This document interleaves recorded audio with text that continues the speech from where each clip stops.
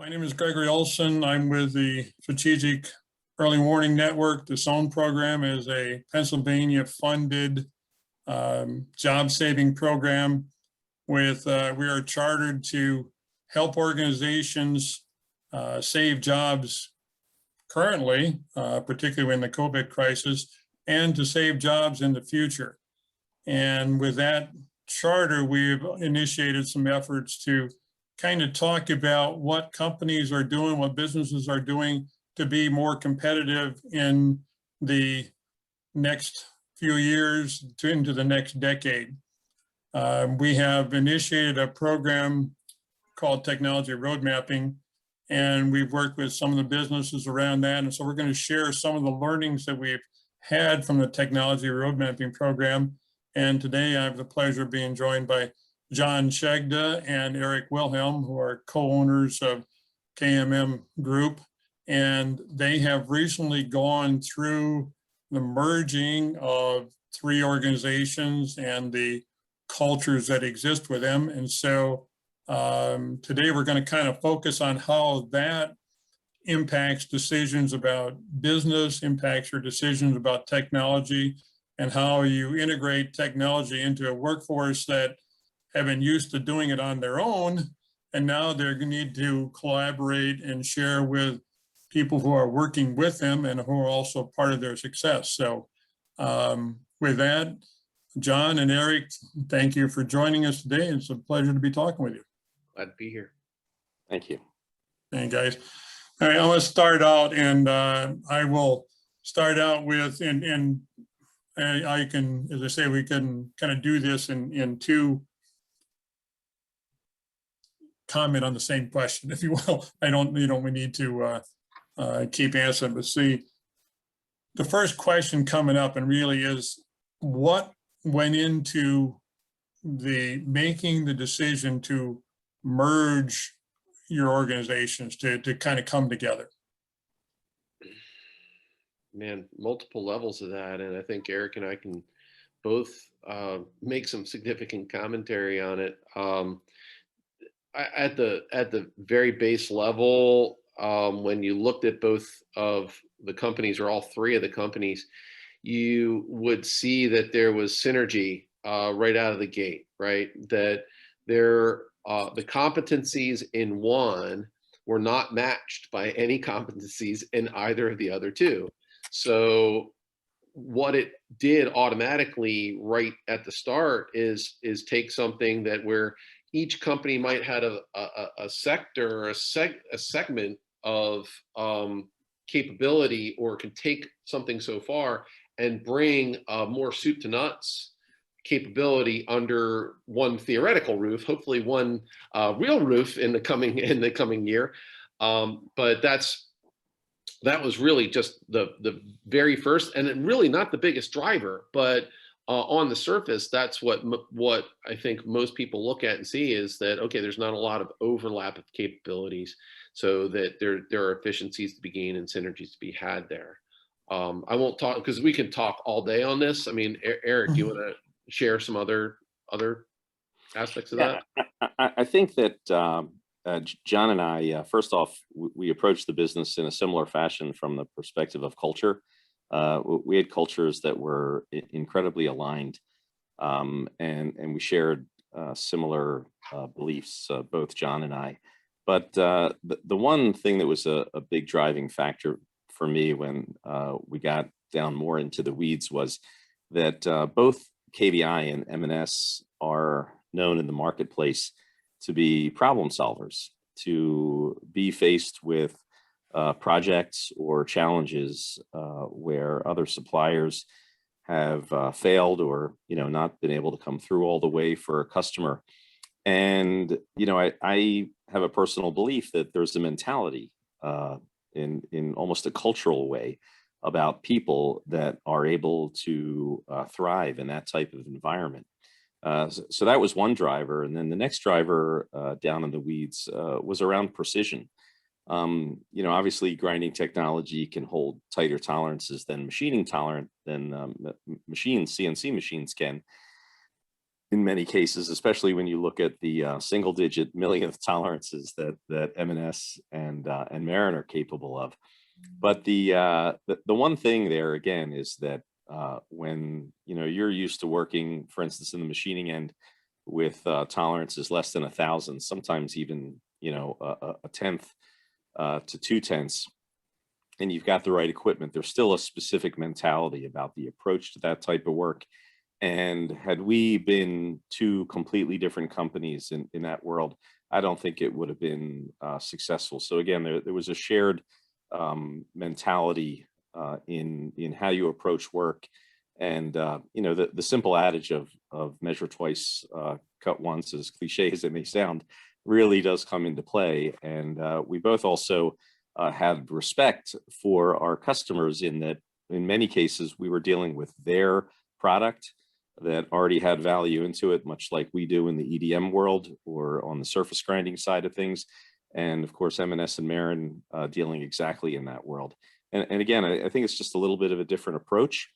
And but we shared those approaches, and I think that made it even more enticing. When you looked at it, I mean, what role did technology play in the decision process to go down this path? Well, and I was going to share, I think the final piece of the equation and the thing that really pushed us over the line with regard to wanting to go this direction was the technology piece, and that's the looking forward technology piece.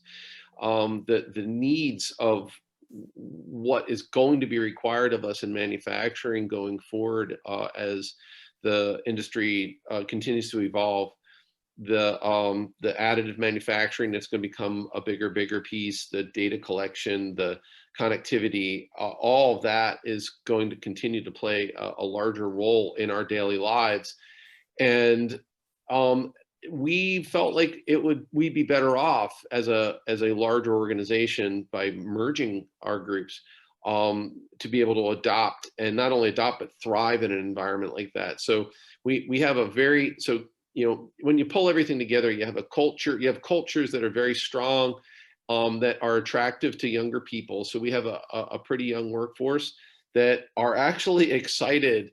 They're not pushing back against the technology. They're excited about adopting new technologies to automate and advance in every aspect of the company. In fact, Eric can tell you more about it, but we just signed the paper for implementing an AI software that figures out what to scan in the office, and where to file it, so somebody doesn't have to do that. And it's just, we're not even talking shop floor stuff, but it's top to bottom through the company is where technology needs to be implemented.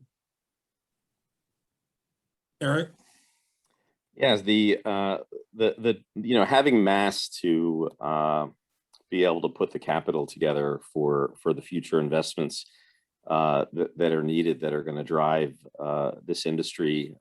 John and I looked at certain technologies that can be game changers for the industry. Obviously, additive is one of those. No new surprise there. But additive is going to play a larger role, and metal 3D printing machines are quite costly. We know that's a place we have to go, and also in laser machining technology with femto lasers that are available out there. Again, huge investment, forward-thinking technology that provides a lot of adaptability into the laser machining world, and automation itself. John was really great about actually writing an org chart that looks out about 4 to 5 years, and said, hey, what does this company look like? And one of the key positions we have in there is an additive engineer, but also an automation engineer, so that we have somebody and of course a staff, as we grow, that can support that person or those roles. And as we grow, these things are going to become more and more critical, because we look at the simple concept of how do we maximize parts per day or increase the volume of product we can push out in a day with a a workforce at the mass it's at. But of course, the objective is to try to grow output faster than we grow manpower. And we also recognize that, the labor markets will continue to be tight over time. For those reasons, we both have always taken a very proactive approach in training and trying to groom the next generation of machinists. And so I think it's just a culmination of all those things together that made it the right choice. Great. Now, when you planned ahead, when you looked ahead, what did you look at? Where's the information coming from that says to you, in 4 years we need to be like this? Is it coming from your customers, from the marketplace, from your competitors? What did you look at to kind of help formulate that? You're looking at, so the customers are still figuring it out, right? They're still putting in their plans. They're still unsure of exactly what this new world is going to look like. So things have, I think it, quite honestly, I firmly believe that it's lulling a few into a false sense of security, that things are just going to keep going the way they're going. And it's one of those, we're just, emailing about it and discussing it over the last few days. It's one of those things where it's a tsunami that's a foot high and it's busting along at about 600 or 1,000 miles an hour out in the middle of the ocean right now. And it's starting to get closer to shore. But, if you wait until it's getting close to shore and it's a 500-foot wave, you're never going to be able to get out of the way of it. And that's I think what we're dealing with the multiple heads of the technology revolution that's coming at us, especially with the additive manufacturing and then all the other aspects of Industry 4.0, the connectivity and machine learning and whatnot, AI. So you're seeing already, you're seeing the leading edges of industry that are already adopting this, and there is no going back. When you have, even up to 10 years ago, General Electric spending billions of dollars on a plant in Ohio to convert a production line of their fuel lines to be all 3D printing. It is a reality. It is going to become a bigger and bigger one for us. And if you're not paying attention to that, you're just burying your head in the sand. So this was all preemptive, not to stave it off, but to position ourselves to ride the wave, right? We don't want to just carve out a place that we can defend. We want to go so far as to adapt to it and become a leader in the adoption of the technologies, so that we and our folks can thrive in it. Eric? Yeah, I think John ended a statement there with something that's really important. Our main goal here wasn't that this is about me and John. This is about our organizations together as a team. And one of the things we really focus on when we're hiring people is this whole concept of intellectual capacity that comes from a book called The Requisite Organization by Elliot Jacques. And we focus on someone's intellectual capacity because we know, that manufacturing is a very high technology, forward-thinking industry and marketplace, and we need really, really smart people. And so if we start with a foundation of culture and we focus on that intellectual capacity component, it provides a foundation for us to be able to invest in that equipment and have a team that can really just maximize or compound the growth of implementing those technologies. And what do they get out of it? They get, training, elevating their skill sets. They get the satisfaction of, hey man, we are doing things that are different here than other places are doing, and we're on the cutting edge of technology. And I always look at that those things create excitement and energy. And when there's passion in the workplace, I think anything is possible. Because again, cliche as it may be, right? Love your job, you never really work a day, but One thing I can say definitely drives John and I as individuals is we are so passionate about the industry, what we do, the products we produce for our customers, and the impact to society, and most importantly, our people. I genuinely, irrespective of, everyone's got headaches when they're in business, right? There's always problems. Someday I'm sure John and I are knocking our heads a little bit against the proverbial wooden door, but genuinely I love it. I love coming to work every day. I love seeing everybody. And I get the biggest charge when that light bulb goes off in somebody where they overcame a problem or a challenge, or, adapted a new technology and really got it going. And I think that can happen at any age band, as long as that capacity and that passion are there. I really think it can happen to anyone. Just simple case in point, we have a newer employee working for us, very skilled man, came from a company that unfortunately, things just didn't go that well for that company, although they had been in business a long time, and came into our company and was accustomed to somewhat larger components. And we put him on our micro machining center. And the next thing you know, he's producing these little parts with 3 thousandths diameter cutters, and they're running at 24,000 RPM. And he lives about 15 minutes from the facility. And on a Sunday on his own, because he was so excited, because he knew once he got the machine going, he was going to run for about 22 hours. And he came back in on a Sunday on his own, and got things changed over for about an hour, and let it run. And I look at that only comes from when you love what you do.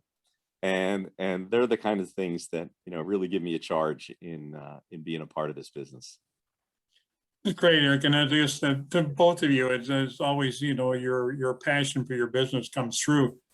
And just the question is, marketing of this new technology, marketing of the knowledge and the expertise you have, has that changed with being a new organization, and also with the COVID situation being what it is? Can you talk to that a little bit? Yeah. It's my year last year was supposed to be a year on the road, going and visiting clients and doing lunch and learns and teaching them about who we are and what we are. And obviously that really didn't happen at all. And now tomorrow, as a matter of fact, is our very first webinar that we're holding, be an hour long, and we're putting it on for one of our clients. But this is, we were supposed to do, and it's almost, I think, to the day, exactly 1 year after I was supposed to travel to this company and put on a live one, we're doing the webinar. So it's virtual. And what we're able to put in here, and the use of technology and the number of people we can reach, is so much greater with the technology, the new technology, of being able to do exactly what we're doing here, to be on Zoom or to be in a virtual environment. We can affect and approach many more people. In fact, I was thinking if I could do a couple of seminars a month, I'd be doing great last month or last year. And now I'm like, well, gosh, I could do one of these, every day if they wanted me to, because it's, what's it taking, a half hour, 45 minutes out of my time, or an hour out of my time. So it's way easier to reach out. And the use of social media, where we have engaged with a marketing agency to make a unified effort in branding our companies. So with now really 4 websites that we have to support, we have our KMM group website, which is the umbrella organization. And then we don't want to lose the branding of the sub 3, the 3 companies we brought together. So we're really trying to brand 4 different companies at the same time and maintain those brands. It's a big job.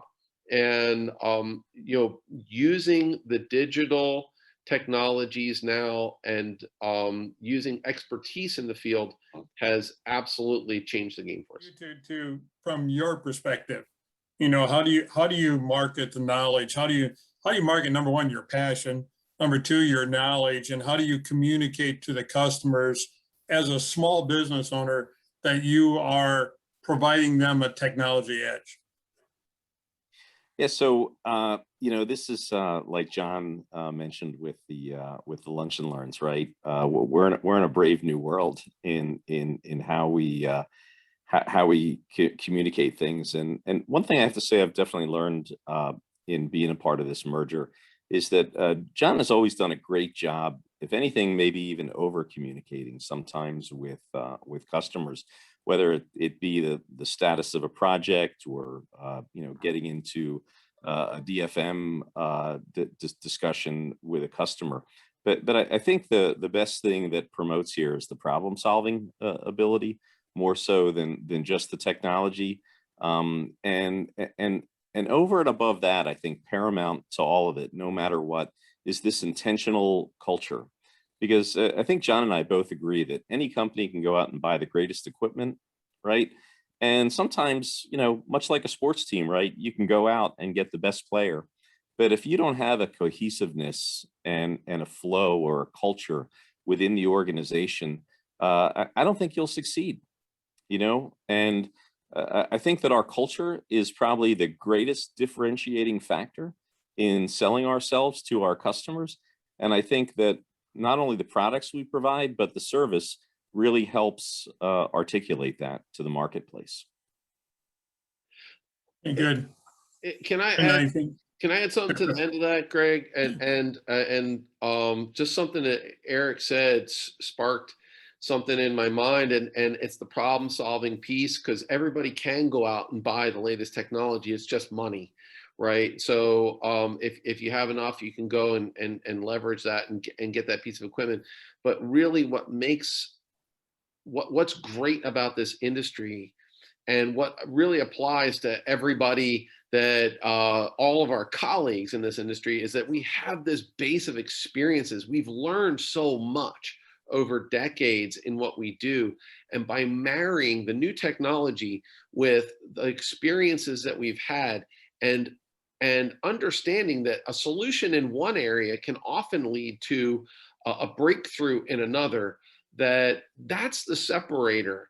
That's what makes us better. That's what makes us different as contract manufacturers than maybe some of our large rivals who have become a bit more exploitative in how they approach things, and where their base of experiences maybe only in one area. And this diversity of experiences across industries is especially important, I think, and that's how we, as the little guys out there, can still not only have relevance but thrive into the future. John, has been great, and thank you for adding that, because I think that I've used your tsunami analogy many times, because I think that is what our industry at large faces, particularly the small manufacturers who have limited resources and who are constricted by minutes in the day. It's like so many small businesses face this need for a 40-hour day and still not being able to get things done. So from your perspective, for both of you, from your perspective, and you commented on artificial intelligence, is there technology that you've looked at or that you've seen that can help time saving, not only for yourself, but for your employees, for people in your organization? Is there things out there that you could say to somebody, hey, look at this? Eric, why don't you field that one first? Yeah, a couple things. John quickly touched base on an AI-based optical character recognition software that we're implementing currently into our admin operations. But the really cool, future look on this type of software is the fact that it not only recognizes the document, either how it comes in by email, it'll just grab it immediately, do an electronic scan, but it actually will put the data into tables. So now purchase orders that come in from customers will be able to auto load into our system and not have someone typing what a great advantage, right, to reduce time. But let's look at the back office operations of any business. Any business has accounting, HR, right? And there's so much paper and documentation that goes into that. But what the software gives us the ability to do, it's called DocuWare, is the ability to read into our database when we issue a purchase order. When the packing slip comes in, they simply scan it. It'll compare it against the purchase order and notate automatically what products we got in what quantity. And then when the invoice comes in, it'll also automatically grab it out of an email box, analyze that invoice, pull the data into a table, and compare it to both the purchase order and the receiver, and verify that everything matches. And if it matches, it puts it in that it's ready to pay. If there's an error, it's going to flag it and somebody's going to look at it. But when we looked at the volume of paper transactions that we do in a year and just saw how software like this, and of course you have to start off with baby steps, right? We all have to crawl before we can walk or run. And what I'm talking about here is really at the running stage. But getting this software in, starting to get used to how it works. And of course, there's an efficacy rate here that we need to acknowledge, but the data that they've provided us is strong, and we'll see what the future holds. But these are simple, really not too expensive technologies that can really help in a lot of ways to mitigate overhead. John? Yeah, we're we need to automate in every area of the company in order to ensure our relevance and success into the future. And automation doesn't mean that we're going to not need people, right? It means that we can grow, like Eric was saying a little bit ago, that it'll allow us to grow and become more efficient and effective. We're still, Eric and I, even at this time, are looking at doubling our workforce over the course of the next 7 years or 10 years. But we're going to be doing 4x the dollar volume, right? So in order to do that, we have to automate, and we're going to have to be finding ways to become more efficient. So we're looking not only for the software that Eric was talking about, but we're trying to engage currently on software to AI software to facilitate estimating, quoting.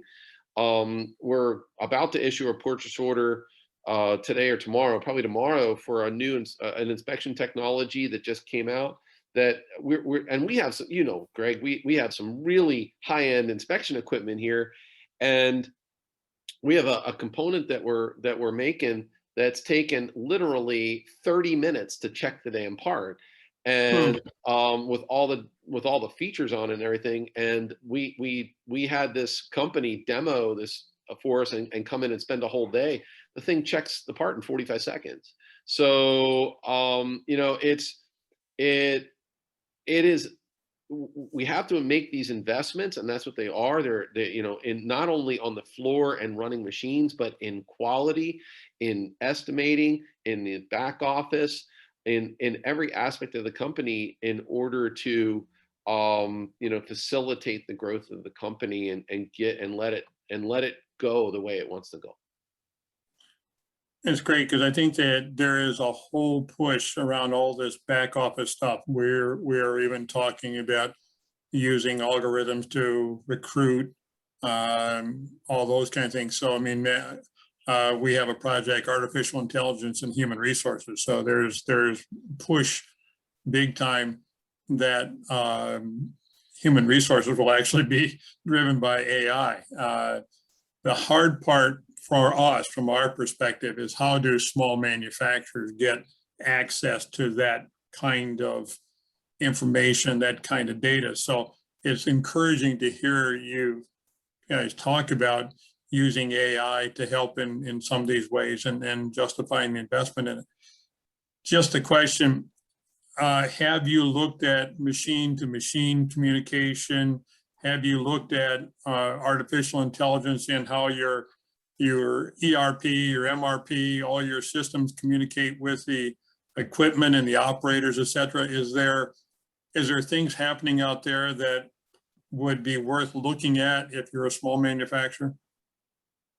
So, John, I'll take the first go around here. So I think there's a lot of tools out there that smaller manufacturers can use. John talked about the estimating side of things and the automation there. And there's software as a service or SaaS platforms out there from a few players. When it comes to the machine side, we haven't necessarily done work directly with, let's call it machine tool to machine tool communication, but machine tool to computer communication we have done. And I'll name a manufacturer. Haas CNC actually offers a great tool that's standard on their machines that basically provides data output on the various conditions that happen to that machine. And things like that can be immensely helpful when trying to assess problems that happen during a lights out machining cycle.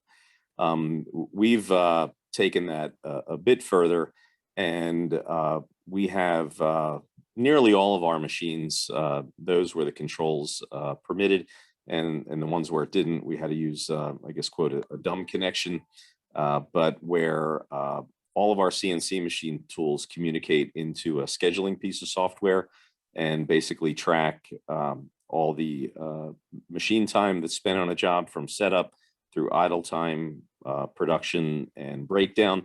And then operators just interface to log in their quantities per cycle or per day, however it may be. But the really great part, it also provided a communication tool for all the scheduling. Each machine has its queue. Everybody sees what their responsibilities are. We can assign, man to job, man to machine, and it just provides for a more fluid flow. But back on for the smaller manufacturers, I think if you just do some research online, you'll see that that there are some tools out there for you, and they can be quite cost preferential. And of course, it's an important thing to ask when you are investing in new CNC machinery. Where is that machine tool builder in that world, and are they looking forward? John? Yeah, I mean, I don't have much to add to that other than the thought, and if we're relating this to adoption of this for let's just say ubiquitous adoption of some of the things that we're talking about. Of course, just like we saw with like every technology that's come down the pike, early adopters are going to pay more money for some of these things, and you may get a first mover's advantage of that and establish yourself. And that's generally for the bigger players in the market are going to have the wherewithal to be able to do that. But it doesn't mean that those same things won't become available at a lower price point down the road. You're already seeing the cost of 3D printing at additive manufacturing, coming down and down and down. Even those that are printing metal are starting to get less expensive. You can buy a decent size 3D metal printer for, I think the last IMTS I was at, it wasn't last year, but it's 2018. I think it was $250,000. That was like $750,000 a few years ago. So as the technology grows and becomes more ubiquitous and they get some economies of scale, a lot of these will come down to the level that many of our colleagues and those of us at the smaller end of the scale are able to adopt and gain our efficiencies from it as well. Great. I think that's really some good stuff. So kind of wrap up here a little bit and give you both a little bit of a soapbox to stand on here to talk to it. If you could, any recommendations that you would have for the small manufacturers out there about this whole concept of how to map your technology future? What should you look at, and who should you include in the process, and what should you expect as an outcome? Wow, that's a big question. You guys can handle it. I know you. I got faith in you. So I'm going to go to a little bit more of a simplistic place, and it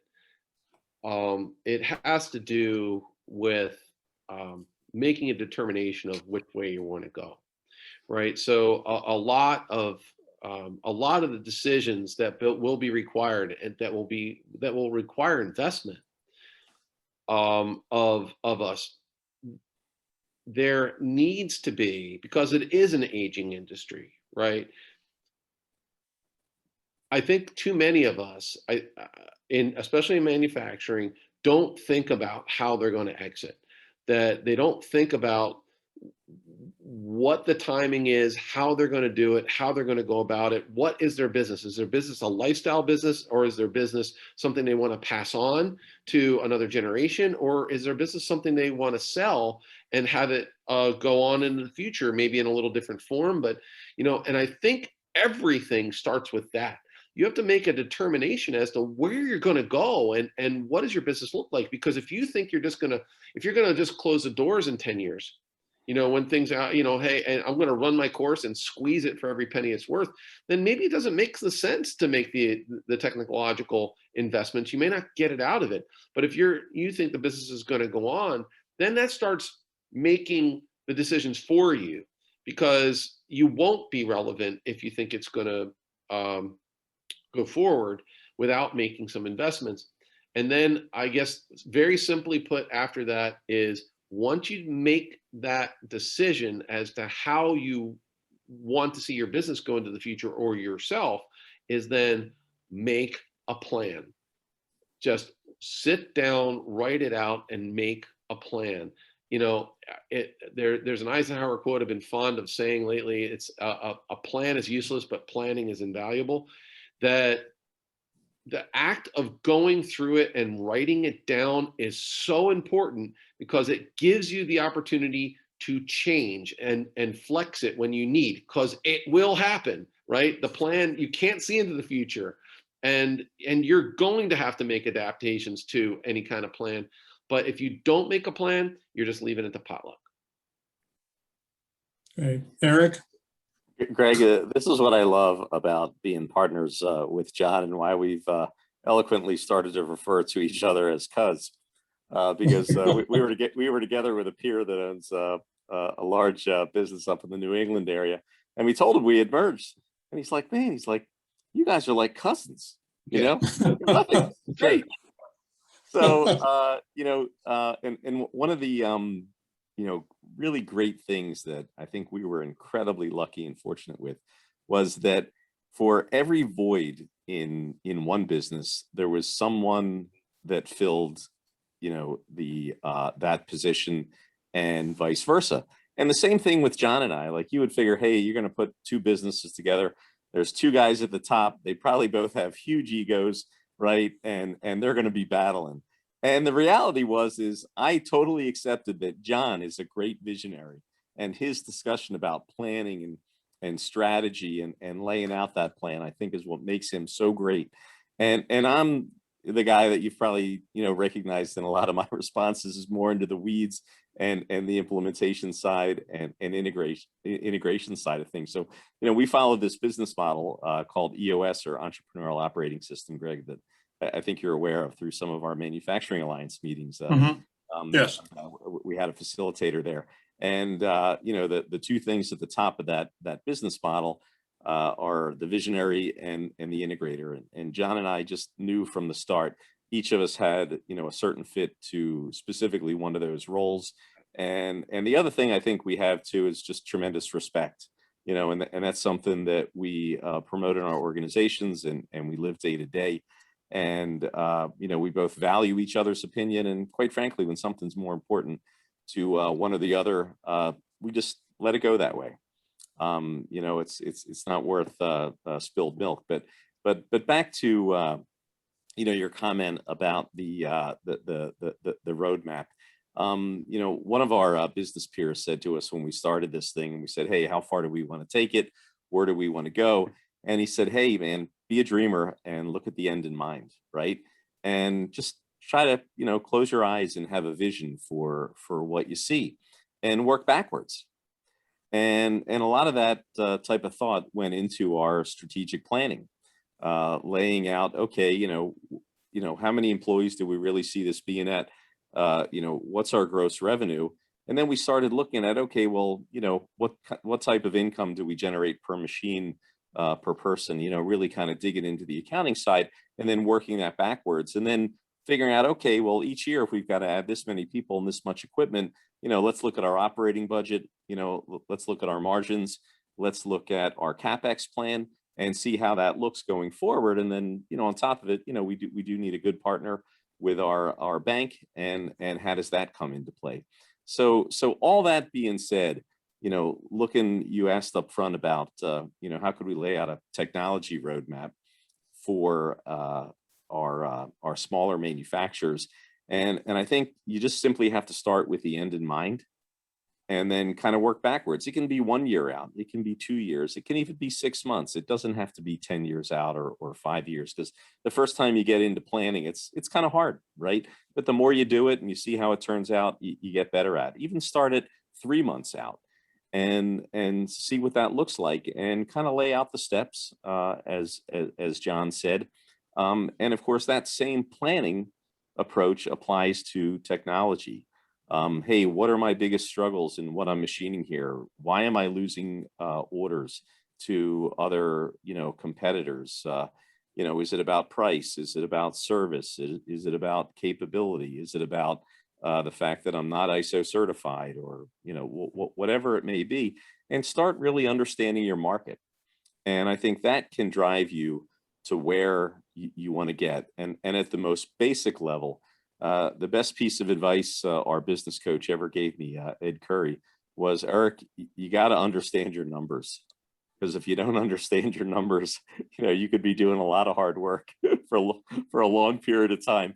And not to sound in any disrespectful way, but economic success and profit are not dirty phrases or dirty words, right? Because I before I came into the partnership with John, I looked at my greatest responsibility every day going to work was, in essence, to put food on the table for our employees. It was my job to make sure that, hey, we were doing things in a profitable way. I was bringing technology in, that our numbers were good, and that by bringing technology in, that our people could excel and also excel at their standard of living and what they bring home to the table every day. Great, gentlemen. Thank you very much. This was a great session. I really appreciate the insights you gave. Your passion for your business comes through, and it's just always a delight to talk with you and to have you share the experiences and the learning you've had. You did a great job, and I think there's going to be a lot of benefit from it. And thank you, and we wish you the very best.